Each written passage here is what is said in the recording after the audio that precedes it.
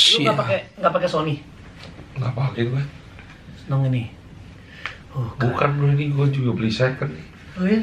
Gue jalan-jalan ke STC. Lihat-lihat kamera. Gue lihat ini second. Ini cukup banget sih. Harga masuk. Cuman ini yang kedua bro, Mark II. Oh. Kalau yang Mark III yang paling baru, dia ada colokan input buat itunya. Apa tuh? Buat audio. audionya.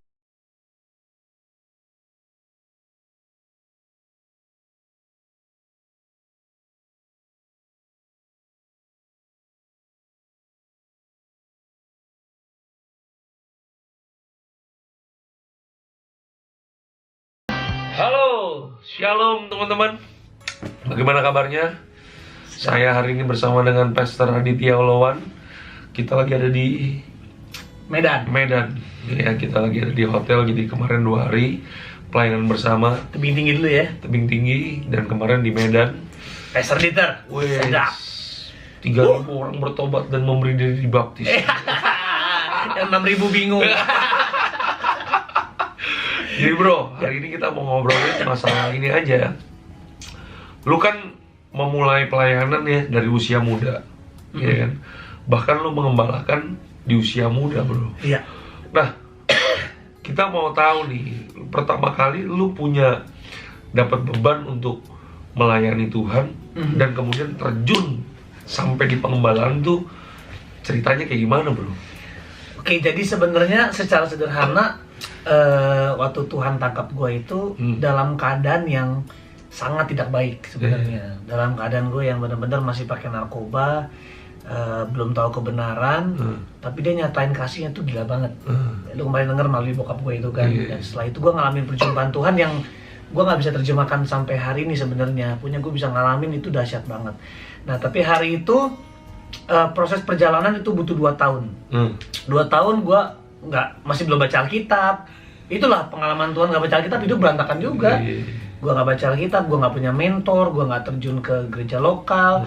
Tapi sekali lagi gue mengalami Tuhan lagi hal yang dahsyat melalui masalah kehidupan, yaitu masalah bisnis gue. Bisnis gue hancur, gue terlibat hutang, tapi Tuhan tolong secara ajaib, ajaib banget bro. Di situ gue yakin. Jadi lu sempet jadi bisnismen juga berarti ya? Oh sempet ya? Berarti so tau tapi bisnismen yang nggak hebat lah, tapi karena gue orang people person kan, jadi pekerjaan ini cukup mudah buat gue untuk berhubungan dengan orang.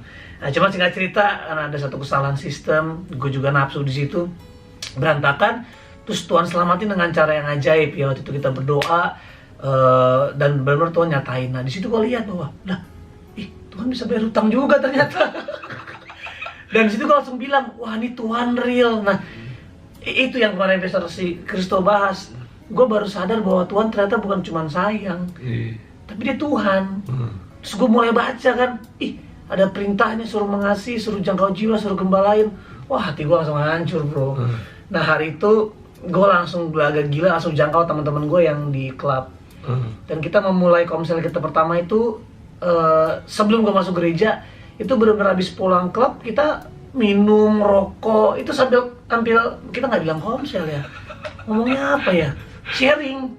Aduh gue nangis, tapi itu Tuhan baik banget gitu. Ngalamin ya. Aduh iya, di situ gue ngerasain pertumbuhan sih. Gue ngeliat temen-temen gue kok bisa nangis, kok dia bisa nyadarin. Asli gini, kita sadar bahwa kita nih orang berdosa, tapi kok ada cinta yang kita belum terjemahin hari itu lalu bisa. Nah baru akhirnya masuk ke pelayanan, gue langsung bilang ke gembala gue, bilang, Kak, saya mau melayani apapun bentuknya.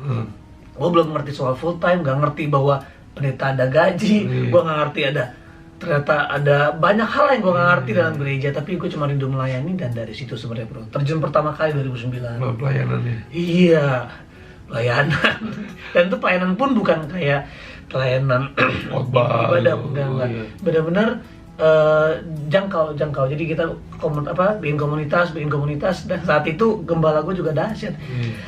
Kan gue bilang, Kak, datang dong. Pertama-tama dia datang, tapi kedua ketiga kali enggak, dia lepasin gue. Jadi gue baca firman sendiri, ngartiin sendiri. Jadi ya aduh, gue kalau ingat-ingat dulu ya, tapi di situ Tuhan kerja ya. Gue membagikan apa yang lu dapat ya. Gue dapat.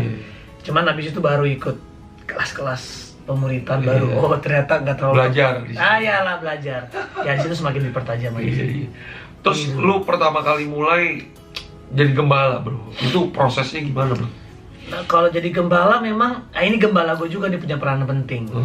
Waktu 2009 itu gue bikin komunitas di luar, dia di gereja khotbahin gue bro. Waktu itu komselnya dia mati. Jadi gue nggak ngerti, dia tuh khotbah kayak, lihat nih si Radit nih, dia bikin komunitas bertumbuh, berkembang di luar gereja, tapi mana? Jadi dia membandingkan itu. Iya. Gue baru ternyata ada buah ya, maksudnya ternyata kok gue seperti di apa istilahnya, diapresiasi lah. Iya. Nah dari situ gue mulai menyadari bahwa oh ternyata emang ini harus dilakukan gitu kan.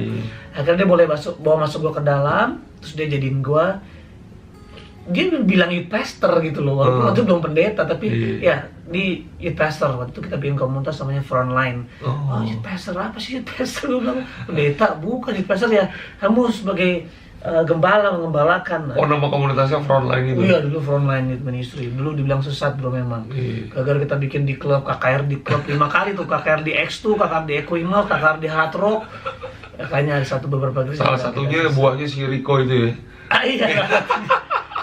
Yang jadi wakil gembala lu ya? Iya, dahsyat gitu. itu ya? Kita udah 2 wakil gembala gua, dua-duanya dijangkau dari Frontline itu. Frontline? Oh. Terus pertama kali mulai bro, untuk mengembalakan, yang lu lakukan dan yang lu kerjakan tuh apa sih untuk pertama kali lu mulai itu? Pertama, gua bener-bener, jangan dicontoh teman-teman, ini kurang sehat karena waktu itu kita masih kuliah. Nah kita tiap hari jangkau jiwa, tapi memang waktu kita malam. Di situ kita sempat dapat masalah sama para orang tua juga, tapi karena kita on fire banget.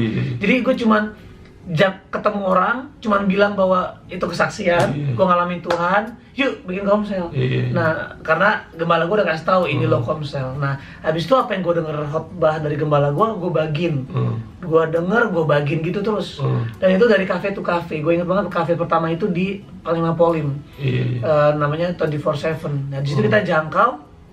Habis kita jangkau, menariknya orang-orangnya langsung pengen kayak, gue pengen juga bikin komsel gitu loh. Nah dari situlah gue mulai, dari sini tuh komsel. Jadi setiap kali kita ada komselnya langsung berbuah. Setiap kali ada komsel yang berbuah, terus komsel yang telah dijangkau, ada satu orang yang, kak aku juga pengen, akhirnya gitu terus. Nah di situ gue mulai belajar membagikan firman Tuhan.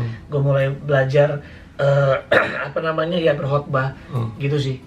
Itu 2009. Jadi mulainya tuh dari komunitas-komunitas kecil dulu ya? Tongkrongan, iya. Kita waktu itu belum bilang komsel, kita bilang tongkrongan sih. Cuma pas masuk gereja, kita baru belajar yang namanya komsel. Tapi intinya dari komunitas gitu. Iya, justru itulah yang membuat gereja kuat ya, karena punya komselnya ya. Iya. Karena sekarang kan kalau gue lihat banyak orang gedungnya dulu bro. Apanya? Gedungnya dulu. Gedungnya disiapin, baru ngisiin orang-orangnya. Nah, itu betul. Itu mungkin yang gua ngeliat, puji Tuhan kita mulai bukan dari gedung, kita mulai itu dari komunitas, dari people. Nah, jadi di situ kita ngerasain pertumbuhan atau perubahan hidup yang jelas. Jadi gue percaya banget walaupun gak ada gedung, gereja bisa muncul kok. Gue yakin banget bro. Dimanapun kok, yang penting bukan gedungnya kan, tapi komunal itu loh. Kemudian gini bro, kan udah ada komsel nih. Kemudian dari komselnya ini kemudian bisa jadi gereja bro. Nah itu prosesnya gimana? Nah jadi sebenarnya waktu dari komsel itu, terus tadi yang gue ceritain gembala gue, dia lakukan dia honoring gue di depan jemaat. Terus di situ gue belum menyadari dan gue mulai belajar pentingnya gereja dalam gereja berkomunitas. Dan akhirnya di situ kita baru menerapkan yang namanya planting community. Nah, jadi sebenarnya walaupun memang kita mulai komunitas duluan, cuman akhirnya kita dinaungi. Cuman komunitas kita nggak semuanya memang orang gereja gua. Gitu, karena gua jangkaunya kan orang-orang urban, random, dan khususnya orang-orang yang punya hidup kurang lebih kayak gua lah di jalanan gitu. Nah, akhirnya ada gereja yang menaungi dan ada gembala yang menaungi. Tapi mereka semua, gembala gue pun nggak pernah paksa mereka untuk di gereja gue. Gitu. Cuma kalau ada retreat frontline, mereka semua pasti ikut. Mereka semua pasti ikut gitu loh. Nah dari situ baru dari tahun ke tahun kita baru mulai ya akhirnya fokus dari komunitas ini menjadi sebuah gereja lah, yang akhirnya sekarang kita kenal dengan nama Muda yang kita bangun.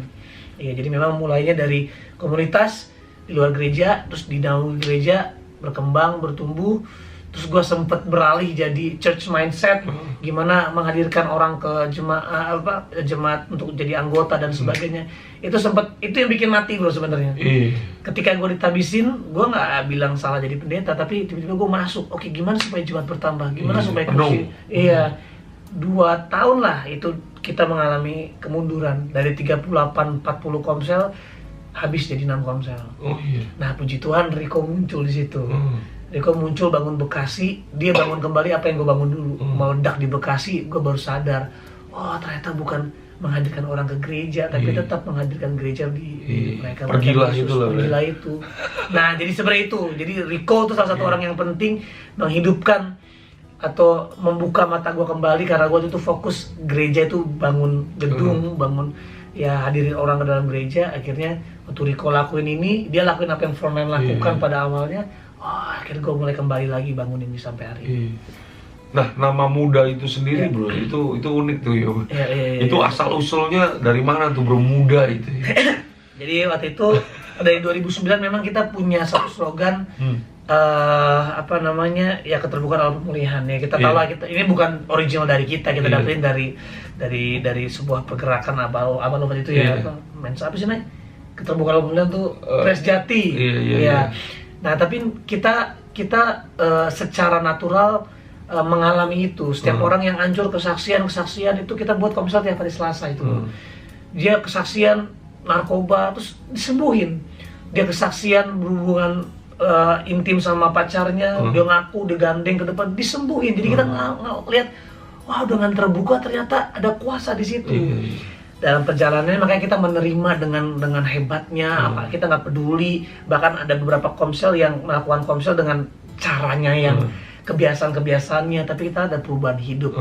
Nah akhirnya dari situ terus kita juga belajar tentang kebenaran, tentang kekudusan di situ. Akhirnya kita gabungin bahwa ternyata nggak sekedar kita diterima apa adanya, tapi kita juga harus terapin namanya kekudusan, kebenaran, karakter Kristus. Kita harus terapkan yang namanya pikul salib, sangkal diri. Nah, di-combine lah yang namanya utuh dan asli. Jadi gak sekedar kita jadi apa adanya, tapi kita harus jadi kayak Kristus. Nah, itu baru kita ramu di 2016 gitu. Makin sempurna seperti Kristus. Ya, itu golnya itu. Jadi golnya bukan diterima, tapi golnya justru supaya kita bisa jadi kayak Kristus. Gitu sih. Keren sih nama Muda itu. Pertama kali muncul, unik bro. Unik, iya. Unik, makanya orang langsung ini, wah apa nih, Iya, tapi memang banyak orang bilang Muda itu khusus anak muda. Sebenarnya enggak. Sebenarnya Muda itu sebuah gerakan, sebuah pesan aja sih. Pesan supaya kita tuh otentik, karena authenticity itu satu hal yang mahal banget sekarang. Ada lo khotbah tentang integritas kan, tentang bagaimana kita tuh di rumah, di gereja, di kantor sama nggak berubah. Tapi samanya juga nggak sekedar ya gue begini terima dong, enggak. Tapi nggak sekedar kita di mana-mana nggak beda, tapi kita juga ngejar yang namanya keserupaan dengan Kristus. Sebenarnya dari situ sih esensinya. Iya. Jadi sekarang kalau orang lagi khotbah, makanya anak-anak muda ngerasa tuh ngomongin kita bro. Jadi sekarang Muda udah jalan berapa lama bro? Puji Tuhan 3 tahun sih. 3 tahun ya? Iya, itu 3 tahun.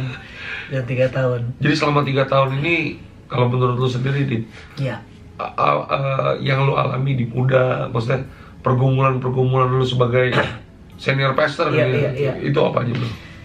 Oke, di tahun pertama memang karena ya sebagai pemimpin puncak ya, di situ tahun pertama itu cuman memastikan gua tuh ngerti posisi gua, fungsi gua apa. Karena gua tipe orang yang sebenarnya nggak percaya diri memimpin ya. Gue juga orang yang bisa dibilang lemah dalam kepemimpinan, karena gue orangnya brothers, friends banget kan.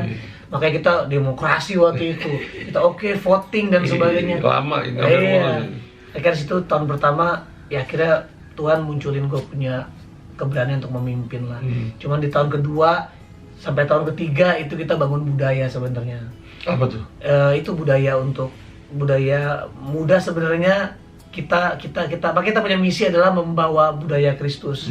Ya, ada namanya vulnerability, ya, kerapuhan. Kerapuhan itu artinya kita rentan. Ya, kita ambil risiko untuk mengasihi, rela disakiti, rentan untuk menjadi apa adanya, siap dihakimi. Seperti itu. Lalu ada budaya hormat. Kita mau menerima orang dan menghormati orang seperti Yesus memperlakukan mereka. Habis itu ada budaya ya penerimaan, acceptance, lalu budaya penyembahan dengan gairah, lalu budaya saling mendoakan, budaya saling bernubuat, lalu ya budaya-budaya inilah yang kita terapin sebenarnya. Yang kita berdarah-darah tuh di sini, budaya pemuritan. Kita berdarah bangun budaya. Nah, tantangan terbesar sebenarnya selain itu adalah gini, karena kita semua pemimpinnya nggak ada yang sekolah teologi. Ya, jadi kita benar-benar merasa sebenarnya di satu sisi kita ini sebenarnya gak layak. Tapi gue nggak daftar jadi hamba Tuhan, bro. Gue benar-benar terpanggil gitu loh. Jadi kalau dibilang layak, gue nggak pernah layak gitu loh. Jadi ada yang gue habis gue khotbah, bulan depan gue udah nggak setuju sama khotbah gue gitu. Cuman gue bersyukur gue punya orang-orang yang jaga. Ya, sekarang Tuhan kirimin anak-anak rohani yang mereka akhirnya sekolah. Dan kita pun walaupun nggak sekolah teologi, kita juga belajar, kita di sekolah informal, kita belajar bareng, kita undang mentor-mentor. Karena jujur gue pun nggak mau menjadi pemimpin puncak yang dimana semua orang harus nurut apa yang gue ngomong. Otoriter. Iya, jadi walaupun kita percaya namanya Tuhan menunjuk pemimpin, tetapi gue juga mencoba membangun budaya bahwa pemimpinnya adalah Yesus. Artinya kalau gue udah nggak bisa ikut Kristus, ya lu jangan ikutin gue gitu. Tantangannya itu, tantangannya adalah gimana gue membangun dan tim ini, walaupun kita orang-orang yang jauh dari sempurna, jauh dari kelayakan mungkin seorang pendeta, tapi kita mau terus belajar gitu loh. Terus mau bertumbuh. Gitu. Jadi memang kita banyak banget tabrak-nabrak, banyak banget lakuin kesalahan, tapi yang luar biasanya ini sih. Banyak diserang juga. Dan thank you buat serangannya sebagai bikin kita bertumbuh. Amin. Dan di situ akhirnya kita itu sih ngerasain keluarga ya. Jadi keluarga yang sama-sama belajar. Dan puji Tuhan, Tuhan kirimin orang-orang untuk membantu mentorin kita sih. Itu sih bro, gitu. Dan kedepannya apa nih bro, buat muda nih lu punya apa, visi apa, target apa buat muda kira-kira apa? Sebenarnya targetnya cuma satu, visi kita cuma melihat generasi yang utuh dan asli seperti Kristus yang mengubahkan dunia.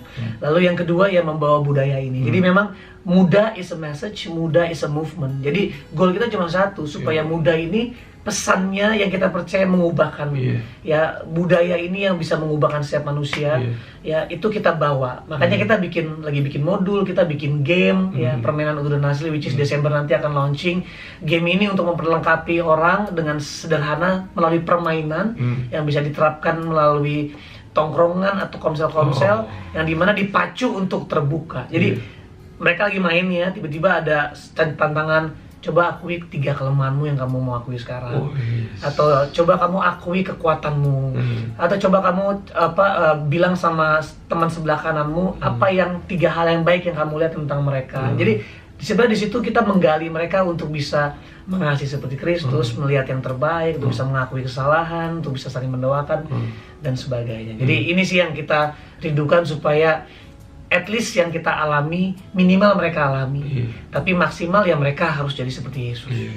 Gitu sih bro goalnya. Wah ini respect nih gue nih yang begini nih. Gak banyak bro, maksudnya biasa orang kalau jadi gembala ya, ngumpulin, memperbesar kerajaan sendiri, ya kan?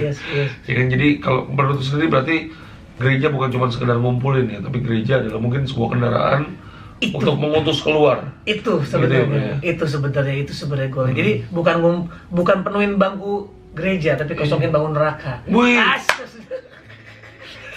Ngeri. Makanya teman-teman jemaat kita, makanya sampai hari ini pun kita merasa berdosa sama sinode yang menaungi kita, karena sampai hari ini kita belum ada data jemaat. Karena kita tadinya berpikir kita kayaknya nggak perlu data jemaat ya, karena jemaat kita tuh banyak dari gereja luar juga. Tapi kita sudah bertobat loh, kita ternyata sadar perlu namanya data jemaat, perlu data baptisan, perlu data. Gitu sih. Dan gue dengar-dengar katanya muda mau pindah ya dari Kuningan City, mau pindah kemana bro? Yes, jadi kita dari Kuningan City, kita sekarang masih pakai tempatnya GPDI PIC. Thank you buat Pastor Raymond dan Pastor Dimas dan sebagainya, thank you banget kasih kemurahan. Dan sekarang kita lagi persiapin tempat untuk pindah ke Wisma Stako. Wisma Dekat Stako. JPCC, jadi buat teman-teman yang telat ke JPCC bisa datang ke sini. Oh, iya. Teman-teman yang nggak suka ngantri-ngantri, ya berdiri-berdiri, ada GKI Muda. Sebelahnya bro. Ya sebelahnya. Jadi Lu waktunya berapa di sana? nanti kita dari biasanya kita 5.45, terus kita akan maju ke 2.45. Gitu untuk supaya nggak terlalu kaget aja sih. Jam 2.45 jam siang berarti. Iya, jadi abis makan siang di situ kita. Oh, nggak ada pagi bro. Nah, nanti goalnya sebenarnya kita berharap bulan Juni kita sudah 2 ibadah. Oh. Yang jam 10 jemaat umum, yang ibadah umum, yang 2.45 itu khusus pelajar. Oh iya. Khusus pelajar. Jadi anak kampus, anak SMA, anak SMP kita di situ. Iya, siap. Gitu, brother. Jadi ke depan apakah akan ada cabang GKI Muda nih? Kayaknya lu akan jadi gembala cabang. Woi, udah ditelepon. Halo? Halo? Shalom. Oh, Pastor Jason ya? Ini Bro Jason ya? Oh ya, oke, kita segera ya. Oke, dadah. Oke teman-teman, karena kita udah ditelepon, sampai ketemu lagi. Tuhan berkati. God bless. God bless you. Mantap. Masih. Thank you.